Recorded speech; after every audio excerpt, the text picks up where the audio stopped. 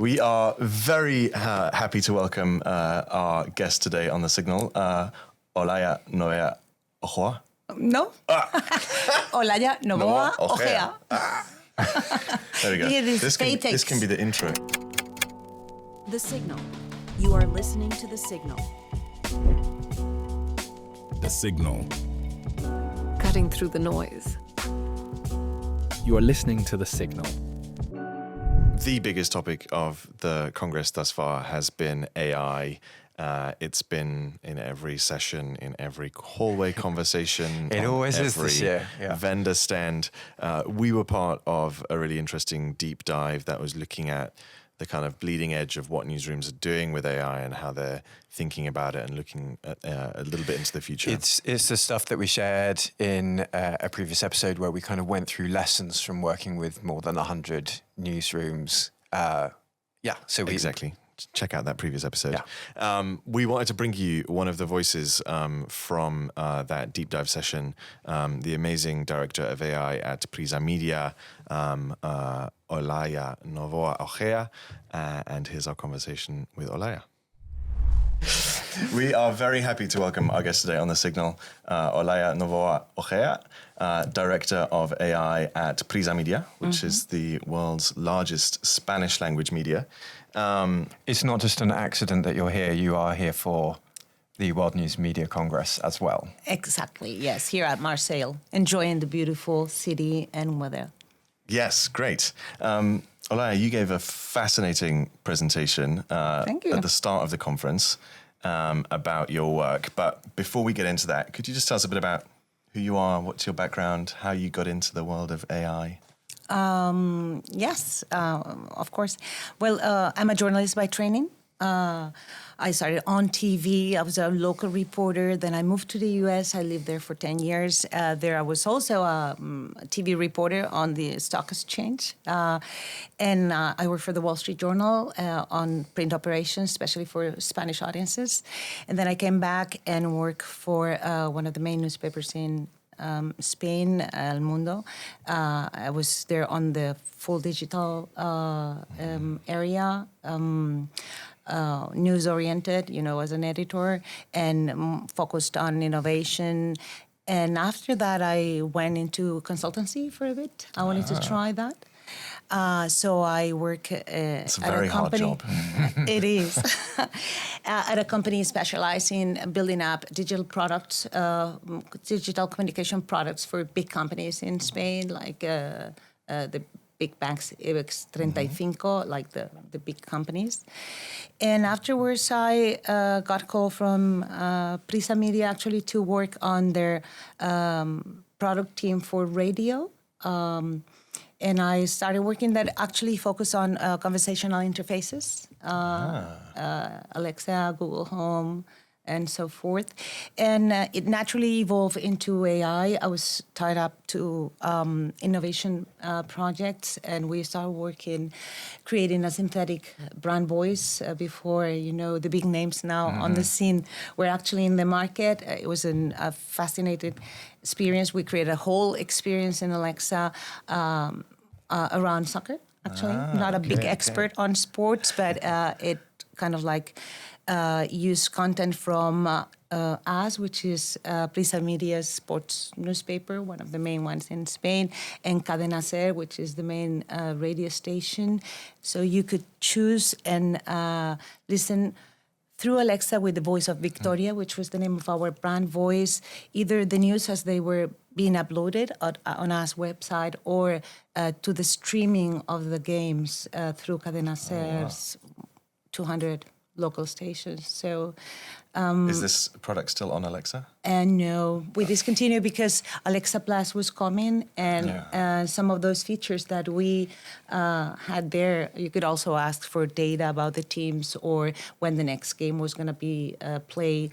Alexa Plus is supposed to now do all that, and afterwards we work as well on the audio deepfake detector, which was a really great way to learn a lot about AI. We train our own models. We fine-tuned one model and we created another one from scratch.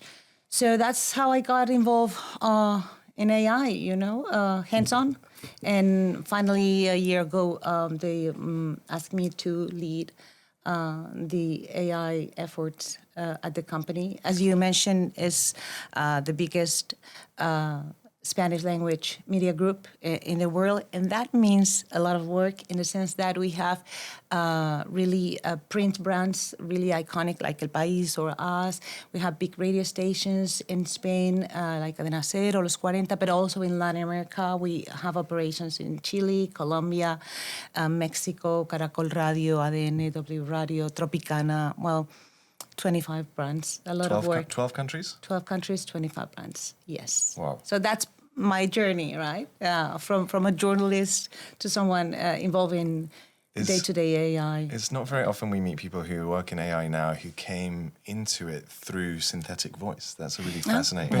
But also our route into AI is weirdly similar in this, in how we've come from being in newsrooms to finding... I did some stuff with trying to get organizations to think about voice, and then we went into AI. So maybe this is the common path. We'll have to ask others how they've done it. Well, yeah, and voice was the first, conversational experiences that we all had, and this is just, top-notch conversational experience. But people didn't have the same resistance to voice, did they? Did people resist in the kind of way that people don't want to interact with AI? They were interacting with their voice devices. They didn't know it was devices. AI. Yeah. It was not called AI. No. We started calling AI everything after the ChatGPT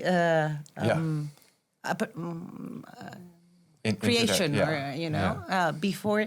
I mean, AI was created in the 1950s. It's a very old discipline and it has been working. There are all kinds of AI, but we just started speaking about AI with Gen AI.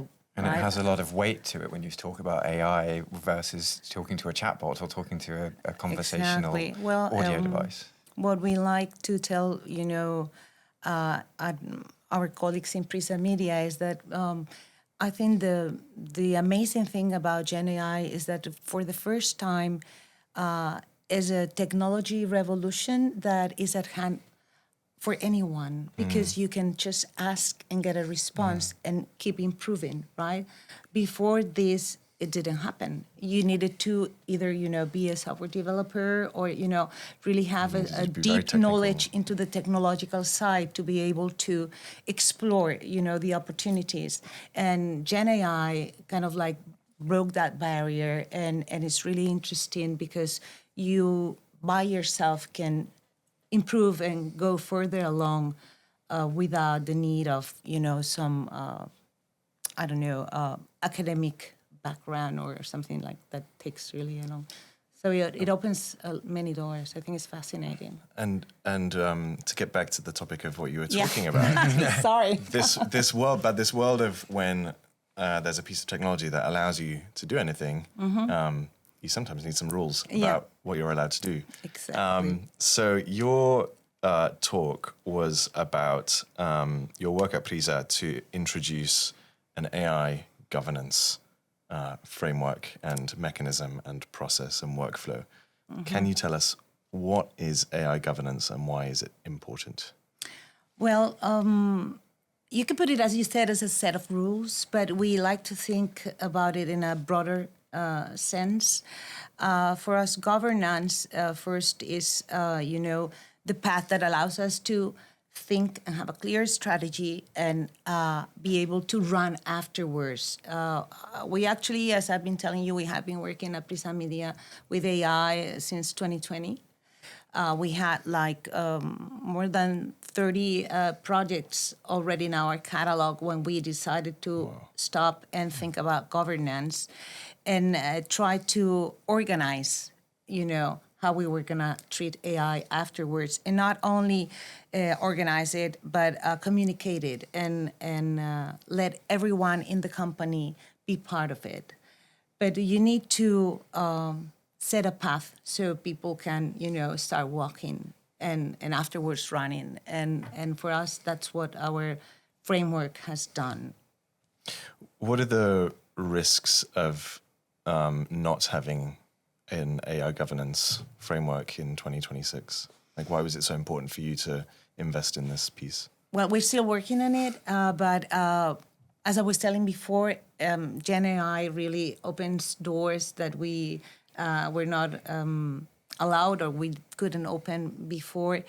And there are risks, especially for media companies. For us, ethics and governance is a must, because all the products that we build reside on trust, right?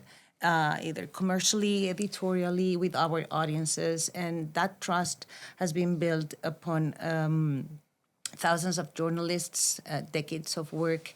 And AI is not perfect, right? We need to use AI for the things that AI can do.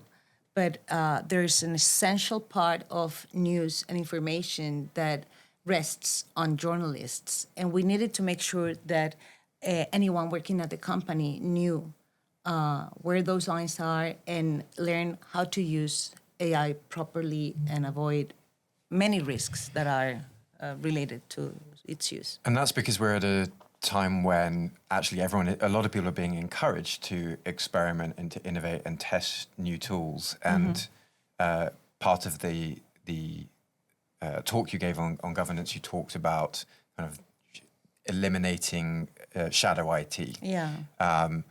For people who aren't familiar with the phrase shadow IT, what does that mean, and why is it important to kind of stop it? Well, shadow IT is the term that we use to refer to when people use AI in secret. And that happens sometimes because they don't want other people to know for many reasons. Some other times because they don't consider it something that they need to communicate.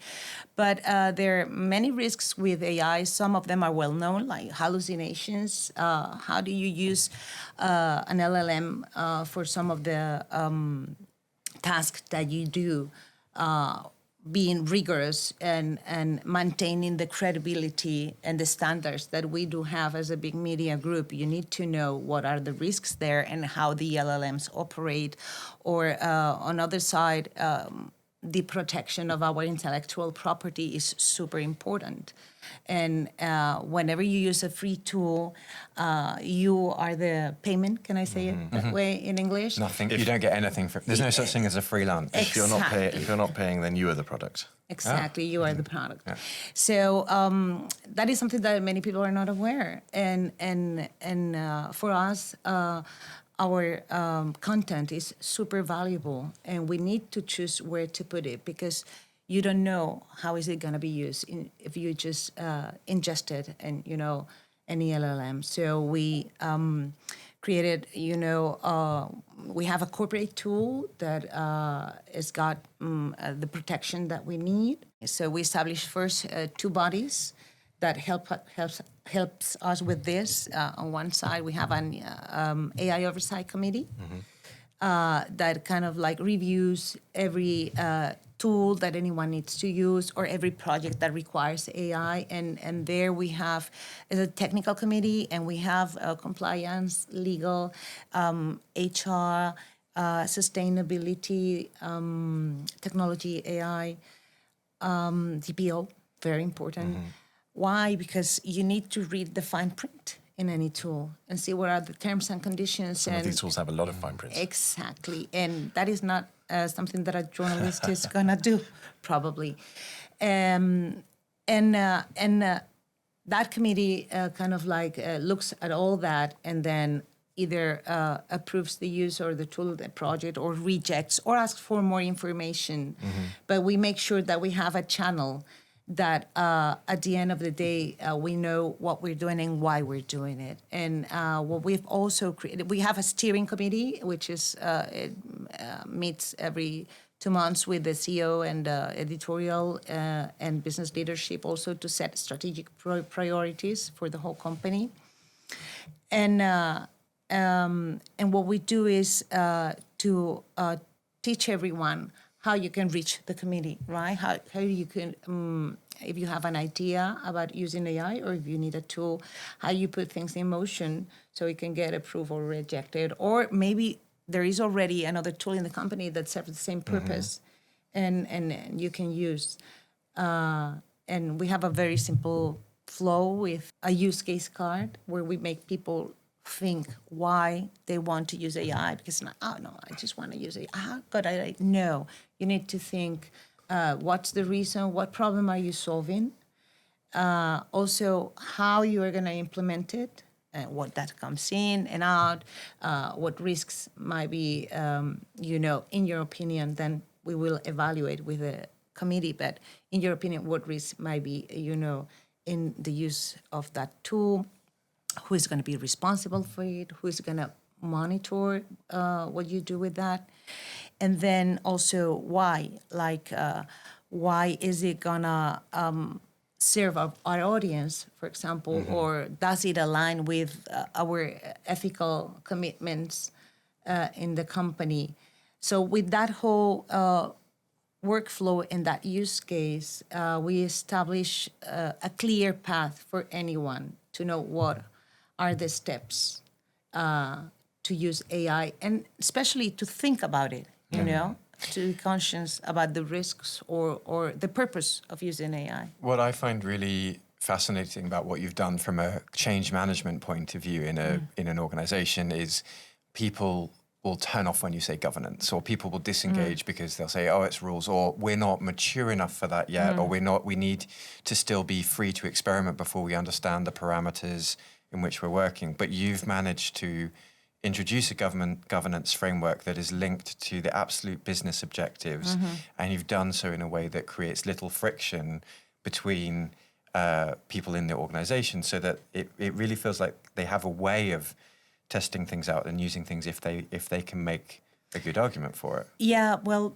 shadow IT has not disappeared. We could have made it disappear because nowadays companies have, systems, cybersecurity systems that you can just shut down everything. But we like people to explore in a way, but we want them to know what they're doing. So what we rather do instead of forbidding things to do is train people. For us, it's a super essential part of the work we're doing.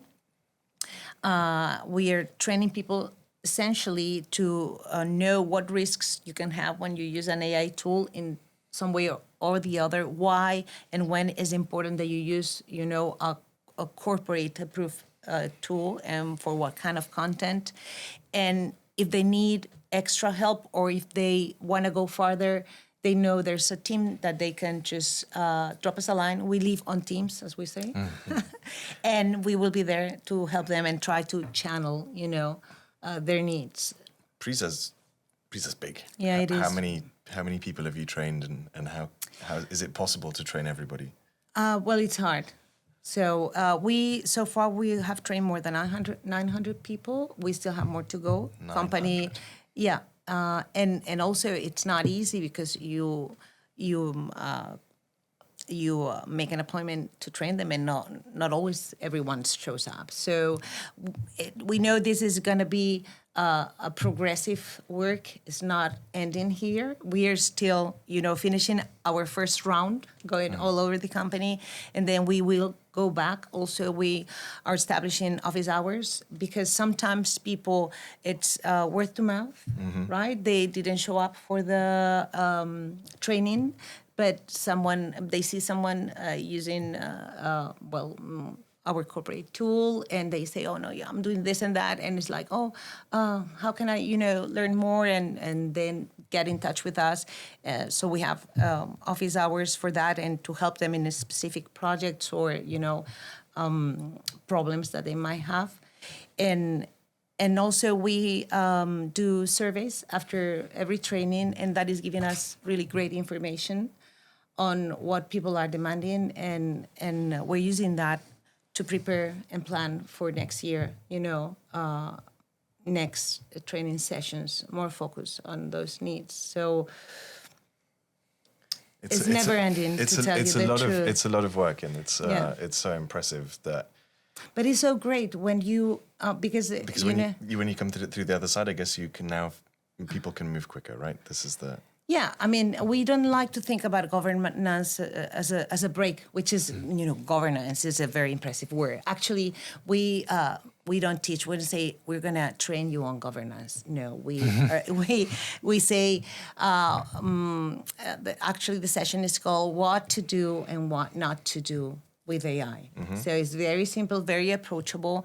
For us, it's very important that we start on the base because we want everyone to understand. But the sessions are very well thought. We thought a lot about them.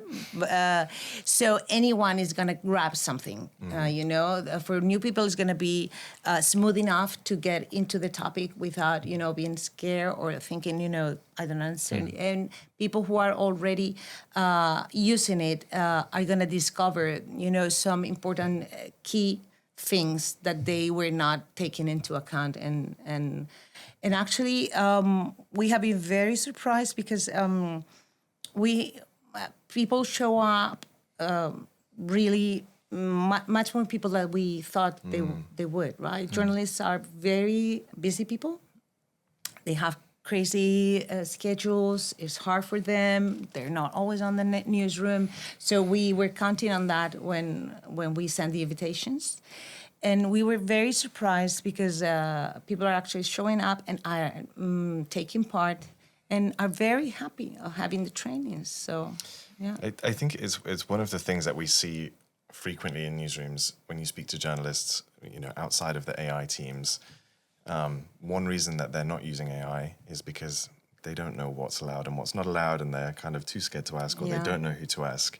And so they just don't want to engage with AI at all because they're worried they'll get it wrong, and there's a fear there, or maybe they're doing it shadow and not telling anybody.